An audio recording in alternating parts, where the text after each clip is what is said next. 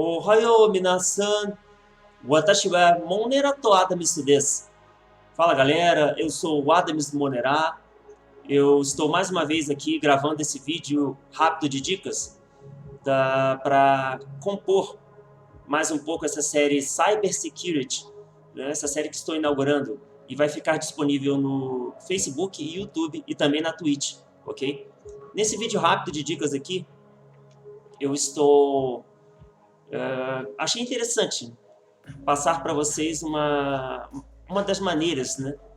Existem maneiras de fazer com que os sistemas operacionais Linux ou até um outro sistema operacional rode ou funcione via Windows, na sua própria máquina do Windows, ok? Eu estou aqui com uma VirtualBox, uma máquina virtual aberta. Uma máquina virtual, nada mais, nada menos, é um aplicativo, é um meio, né, onde você consegue rodar, fazer funcionar um outro sistema operacional. Eu poderia, por exemplo, instalar aqui um Windows 7, né, 8, enfim, e fazer com que isso funcione, né, dentro do sistema operacional que eu estiver utilizando. No caso aqui é o Windows 10, ok?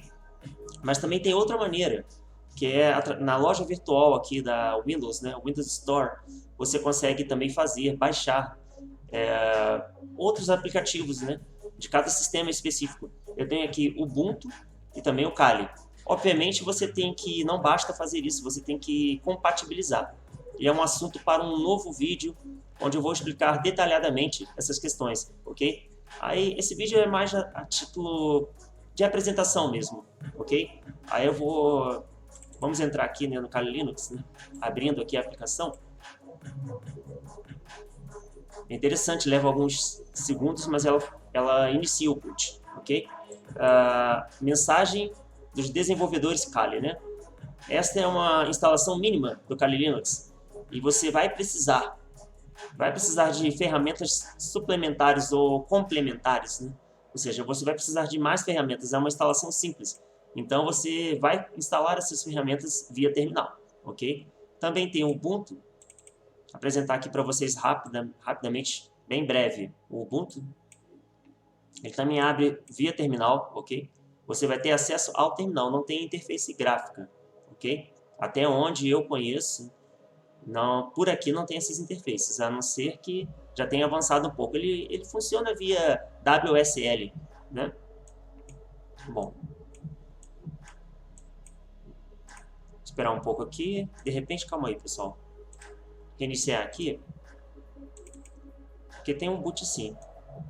Esse boot já até ocorreu, né, se não me engano, porque ele já está, realmente, já iniciou, porque é a primeira vez que você liga o seu Windows e inicia o sistema Windows e você baixa, compatibiliza, ele tem uma mensagem, né, mostra mais ou menos, tipo um mini guia, né, do que fazer, do que tem instalado, né, que normalmente acontece isso aqui.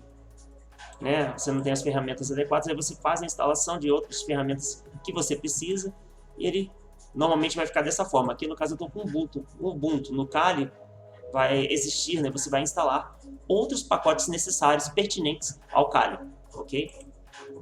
Mas pessoal, vou apresentar para vocês aqui então essa aplicação, né? Que é o VirtualBox, gerenciador do VirtualBox. Tem também a VMware, que em vídeos posteriores eu vou explicar um pouco mais também sobre essas máquinas virtuais, a VMware e também o VirtualBox. Dessa forma, é como se fosse também uma máquina virtual, tá? Via Windows Service Line, ou seja, WSL. Então, nativamente agora o Windows pode rodar essas máquinas virtuais, né? Compatibilizando e tal, já demonstrei aqui.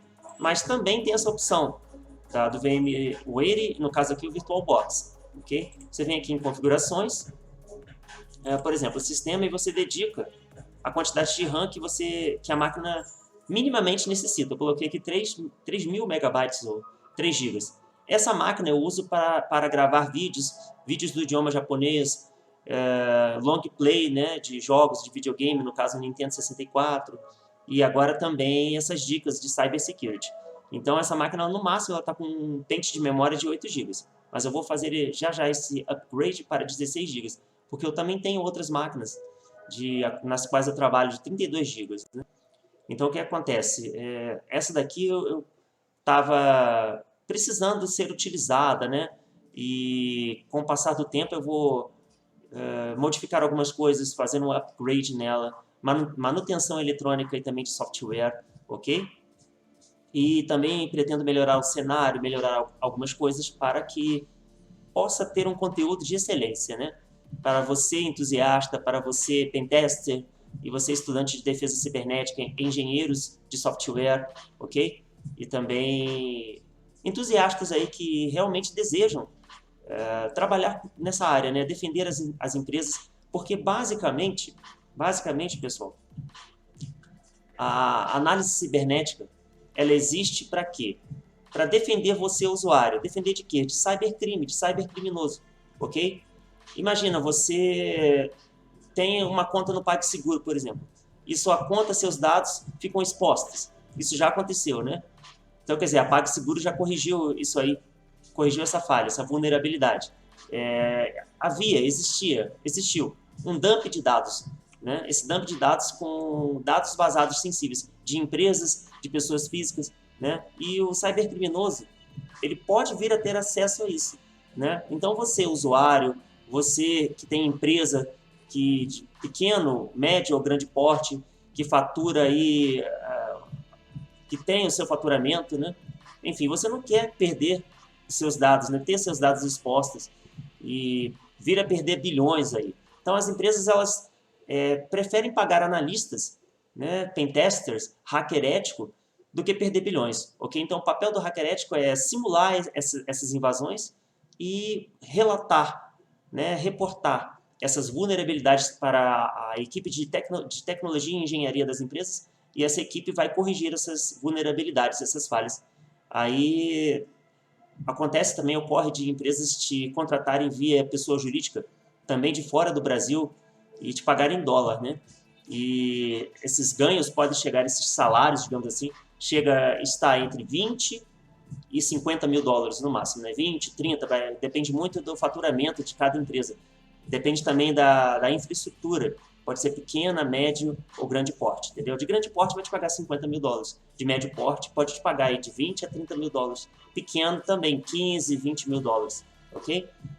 Normalmente, existem empresas 100% remotas, como é o caso da Extend também. E tem horários flexíveis de entre 3 a 4 horas.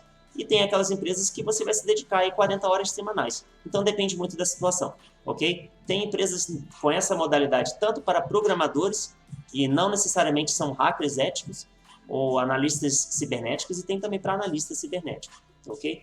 Então vamos lá, pessoal, vamos fazer essa demonstração rápida aqui. Iniciando então a máquina, né? Já configurei, depois eu vou gravar um vídeo ensinando todas essas configurações, como preparar essa ISO aqui para o VirtualBox, ok? Essa ISO específica, tá? Então, iniciando então. Ele vai iniciar diretamente no Grub, para quem tem costume, né? Estuda utilizando Linux e também trabalha utilizando Linux, né? Ele vai iniciar no Grub e sabe do que eu estou falando, né? Do que se trata. Você tem a opção de autocapturar teclado ligada e tal, fará com que... Aí aqui, o Grub. Se você esperar alguns segundos, ele já vai setar, tá vendo? Configurar automaticamente, né? Selecionar o Kali Linux. Através desse Grub, você consegue, por assim dizer, se você tem Dual Boot, né? Selecionar o Windows, ou digamos o Windows 10 e o Kali. Né? Então você vai na seta do teclado e seleciona o Windows. Ele vai, geralmente em Dual Boot, ele vai abrir esse Grub, essa tela de seleção para que você possa escolher o seu sistema. No caso, eu estou utilizando uma máquina virtual. Então, eu já estou com o meu Windows em boot, né? Já iniciou o meu Windows 10. Então, ele vai realmente iniciar o boot, né? da máquina virtual, no caso, o Kali Linux. Para quem não sabe, o Kali Linux é o sistema dos hackers, hacker ético, ok? E não tem só o Kali. Existem também outros sistemas, ok? Eu vou apresentar aqui o Kali, que é uma distribuição Linux, ok? Para quem não sabe também, Linux é uma distribuição de código aberto, ok? Por padrão, nas máquinas virtuais e também aqui no VirtualBox, o usuário e senha é Kali, ok? Kali. Então vamos lá, aguardando aqui o início, né?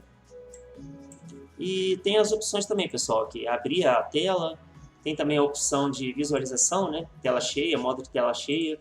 Não vou utilizar aqui no momento, né? Vou esperar o início dele, né? Isso. Tá aqui.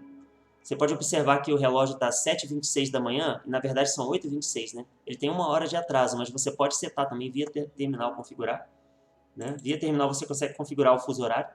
Mas normalmente, quando você está fazendo um teste de intrusão, você não vai querer que esteja... Você vai estar, de repente, provavelmente, certamente, né, camuflado na rede, como um fantasma na rede. Então, você simplesmente vai setar o fuso horário que você quiser, o horário que você imaginar, você pode setar isso manualmente, né?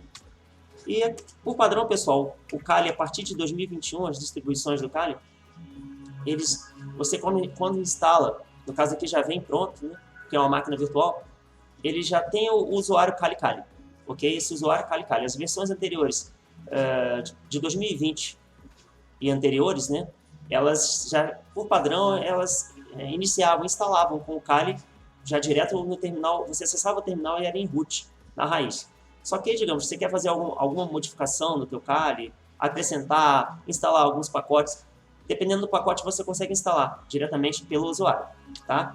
Sei lá, apt-get, alguma coisa lá, tá? Mas aí, de repente, você quer fazer alguma modificação, você precisa do acesso root.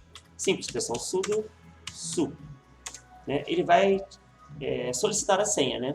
Porque isso é uma medida de proteção aí, porque dependendo do que, ainda mais você que está estudando, dependendo do que você digitar, você pode apagar tua máquina, né, de repente desconfigurar algo, né? Então, por isso que tem essa proteção também. É um dos motivos, não apenas isso, né? Então, senha, Kali, como já vimos, né?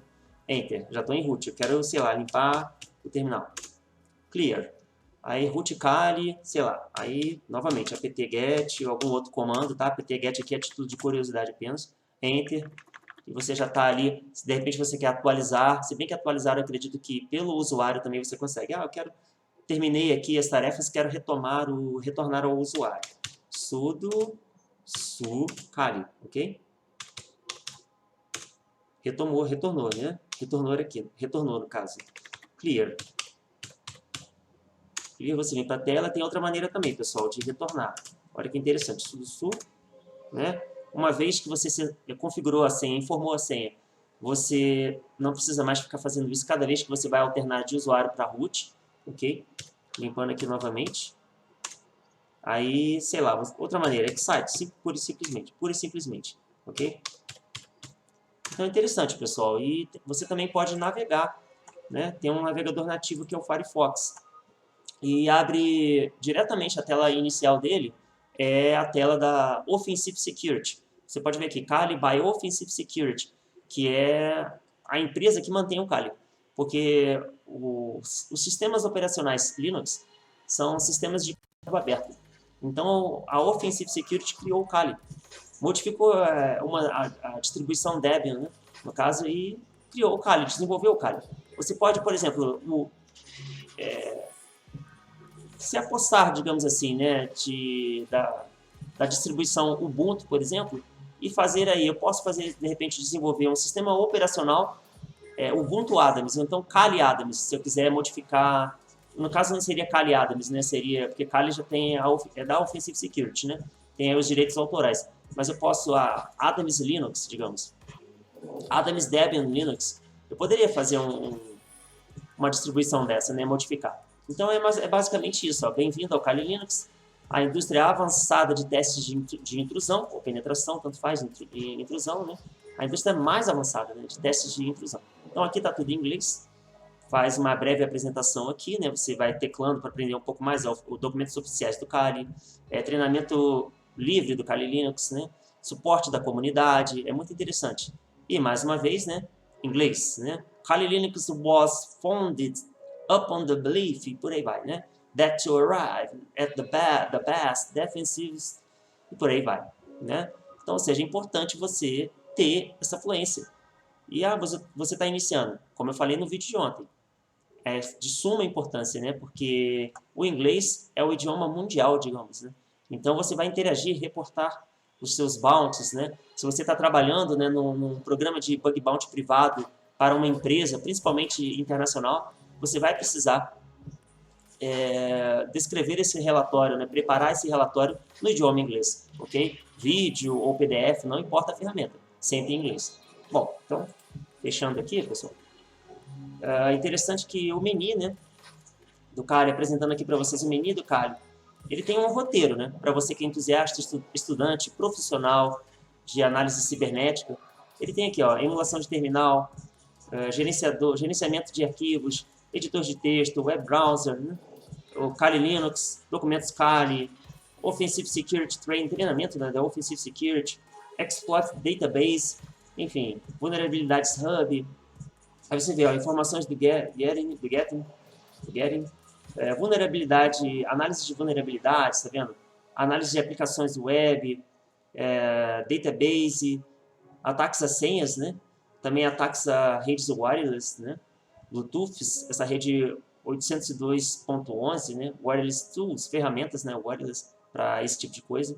Enfim, engenharia reversa, ferramentas de exploração, muito interessante. Então, é interessante fomentar isso, né? Dizer isso a vocês, informar que é de suma importância o ato na responsabilidade de hackear.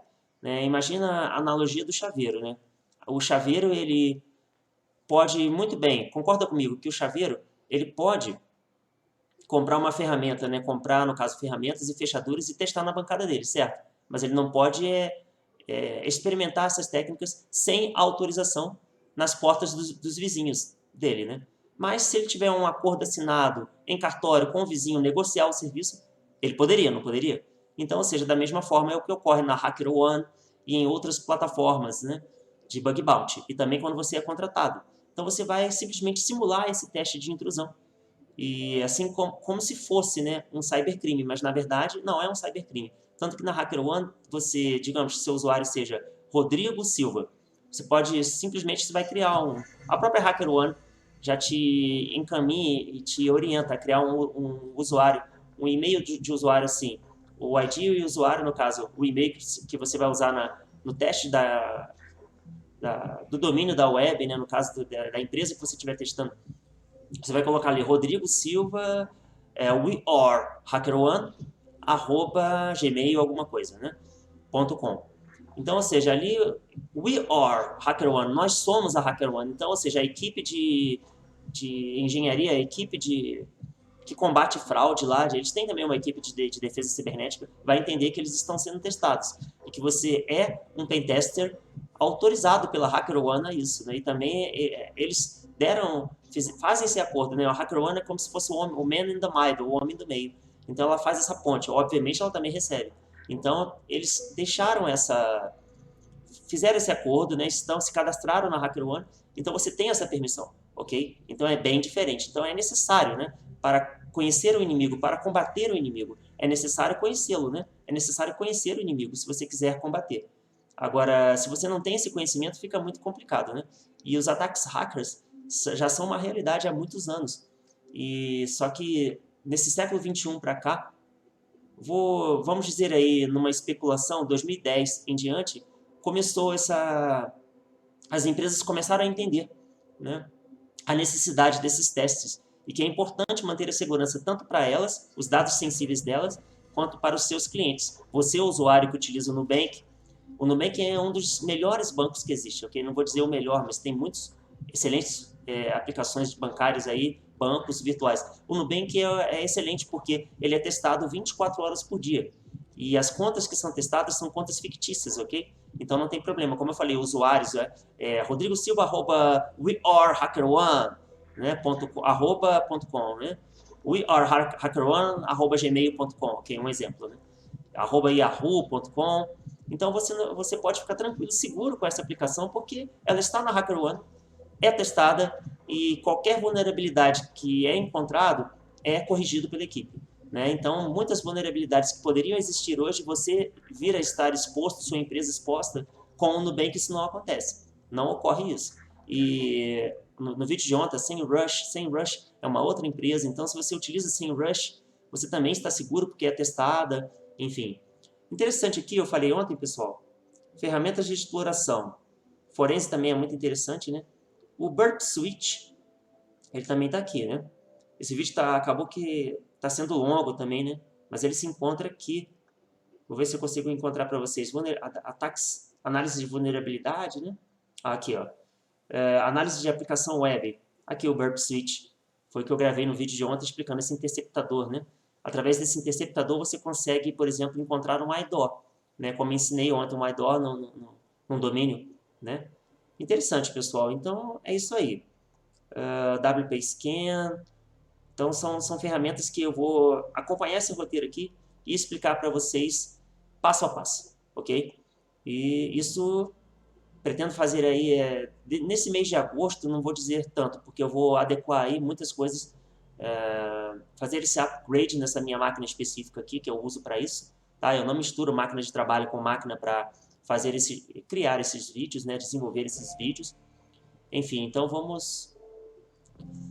eu acredito que vamos, né? Acredito que setembro, outubro, entre setembro e até outubro, novembro, no máximo novembro, eu já esteja novamente com novos vídeos em um cenário melhorado, né? Um cenário aí mais adequado, ok? Bom, então é isso aí, pessoal. Não que esteja ruim esse cenário, não, mas é porque estou em processo de adequação, né? Desse cenário, né? E também do meu home office, das minhas máquinas. E já trabalho desde 2014, propriamente dito, com engenharia de software. Antes eu trabalhava com laboratórios de análises clínicas. Agora, de 2014 até agora, engenharia de software, continuo trabalhando, né? 100% remoto, home office, e também desde 2020 com análise cibernética. Eu gostaria muito de compartilhar com vocês essa minha rotina e ensinar um pouco aí dessa defesa cibernética, mas a intenção é apoiar estudantes já de defesa cibernética e não ensinar propriamente dito do zero, embora eu grave muita coisa aqui ensinando o básico, né? Mas aí a ideia é conversar um pouco, trocar ideia, entendeu? E você pode trocar ideia também técnica, desde que esteja no escopo do tema, né? Que tenha a ver com o tema, aí nos comentários, ok? E vai ficar disponível no Facebook, no YouTube e na Twitch também, ok? É isso, pessoal. Minasan, tomo arigato, minasan. Mata de Kai, see you later. Até a próxima, pessoal. Vamos continuando firmes aí nesse nosso propósito, né? De deixar uma internet ainda mais segura, ok? Mata de Kai, minasan.